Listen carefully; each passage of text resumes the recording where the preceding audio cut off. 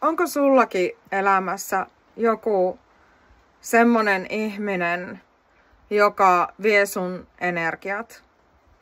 Saako tää tyyppi sut tuntemaan itsesi huonoksi? Ja aina sä oot se syyllinen. Ja sulla on semmonen tunne, että sä annat tosi paljon, mutta sit kun sä tarvisit jotakin, niin sun tarpeita ei kauheasti kuunnella. Valehteleeko se tyyppi sulle?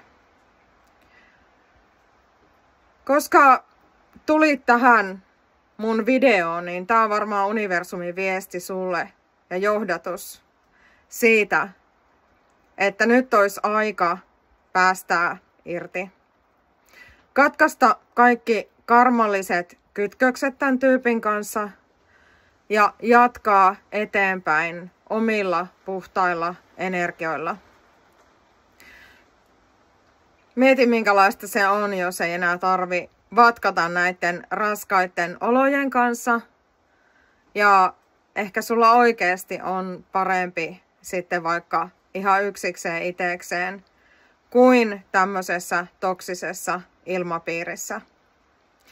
Älä anna sen enää syyttää sua, äläkä enää suostu syyllistymään, mutta ota sun onni omaan käteen ja ala tekemään asioille jotakin.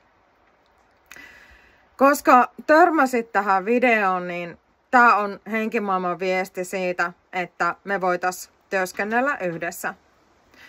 Mä teen mun kanavalla erilaisia energiakytkösten katkaisemisia ja opetan samalla, että miten ne kytkökset katkeaa rakkaudella, armolla, anteeksiannolla ja kuinka tämä työ jää oikeasti pysyväksi. Ja ennen kaikkea, että siitä ei jää mitään karmaa eikä oppiläksyjä enää käsiteltäväksi tulevaisuuteen. Sä varmaan tiedät sen sanonnan, että kun jättää suden nurkan taakse, niin karhu kävelee vastaan.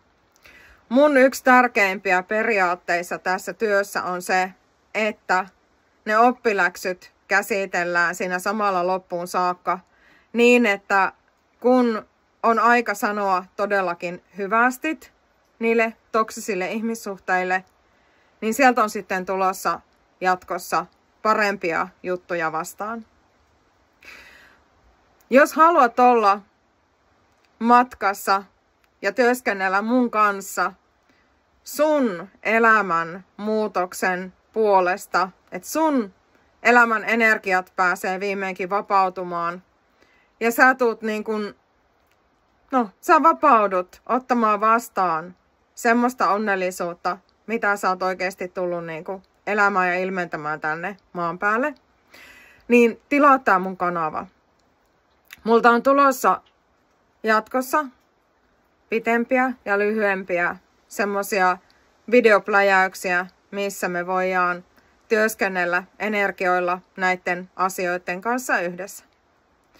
Ja jos koet, että tää on tärkeää asiaa ja sulla on semmoinen tunne, että joku muukin voisi tarvita tätä samaa työskentelyä, niin anna tälle videolle peukku.